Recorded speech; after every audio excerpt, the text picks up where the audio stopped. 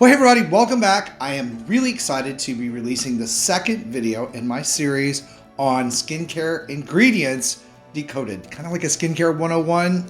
So if you missed that first video, which was on the anti-agers or ingredients that are really super powered for anti-aging, I will be putting the link to that video down below in the video description box and also at the end of today's video. But in this video, we are going to be talking about the super important step, maybe one of the most important steps in an active working anti-aging skincare routine, and that is hydration. So of course today's video is about hydrators, or ingredients you need to look for in skincare products so that skin stays hydrated, because one of the things that exacerbates or makes the signs of aging look worse on the skin, and that's anywhere, body skin, face skin, is dryness. Now, we'll also be putting links below for recommended products that go with these ingredients or have these ingredients, so you don't need to go search for them. You can just check out those links when we're done here today. But the first one on the list is one that may come as a surprise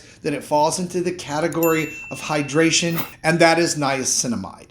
Now, niacinamide is a derivative of niacin, obviously. It is a serum that can do so many things. It regulates oil production, soothes skin and reduces redness, helps stop acne breakouts, so it does a lot of heavy lifting as it hydrates your skin. We're finding this ingredient in more and more products, anti-aging and acne-prone skin products, because of all the great things it can do for your skin. The other great thing about niacinamide is that it's tolerated across skin types and it works and plays well with your other ingredients, say like your vitamin C serum. So number one hydrator on the list, niacinamide, for all of those reasons. Now this next one is not going to come as a surprise because most everybody has heard of it, and that's hyaluronic acid.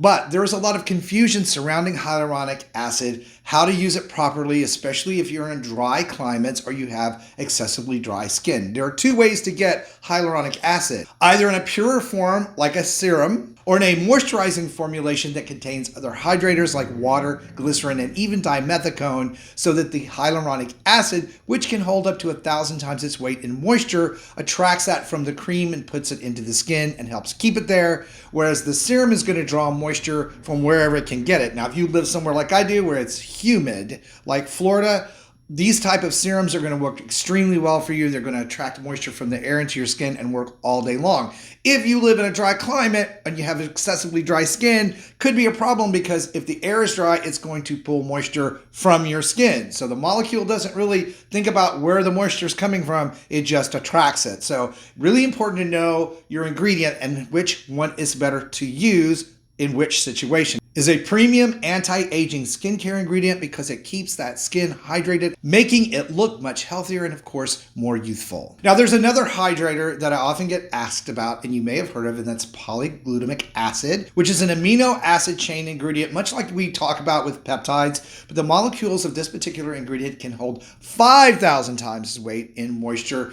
and is very mild to skin. Same type of rules apply for this hydrator that is becoming more and more popular.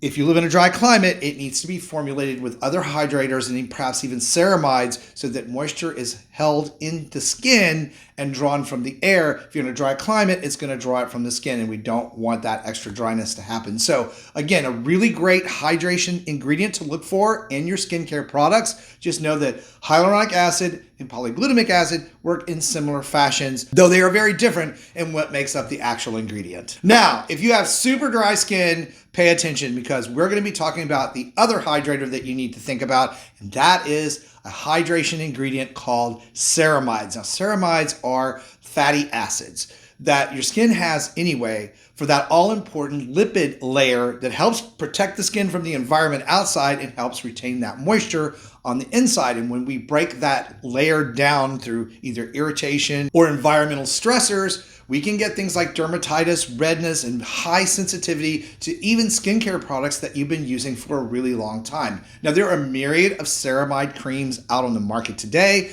They tend to be thick, they're a little heavy, sometimes a little greasy, and they're really great for use at night when you're resting, as that last thing that you apply in your skincare routine, even after retinol, so that you cap all that moisture in and it goes to work while your body is in its sleep repair cycle.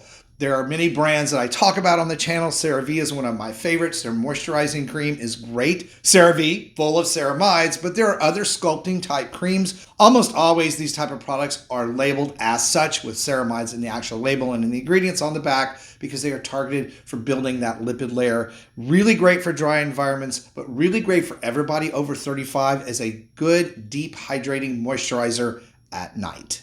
And not to be left out of the all-important skin hydrators are the skin hydration oils. Olive, jojoba, rosehip, argan, resveratrol. There are a ton of these type of oils that are designed to help your skin stay hydrated. Generally speaking, they're used day or night, but they are the last thing to go on because facial oils have a tendency to cap the skin and protect it from the outside. So anything you put on after a skin oil is going to be blocked from absorption into your skin. So water-based serums and treatments first, then your skincare oils. Again, I will put a list of products below in the video description box that I recommend for each of these hydration steps. You don't necessarily need to do every single one of them. Usually you will find one or two that work really well in your skincare routine for you, and that's really all you need. Now be sure to check out the video that's coming up next for even more information on how to use skincare ingredients correct in your skincare routine and get the most beautiful skin ever out of it. Thank you guys so much for watching and supporting the channel. I appreciate it. Stay beautiful, and I will see you over on that next video.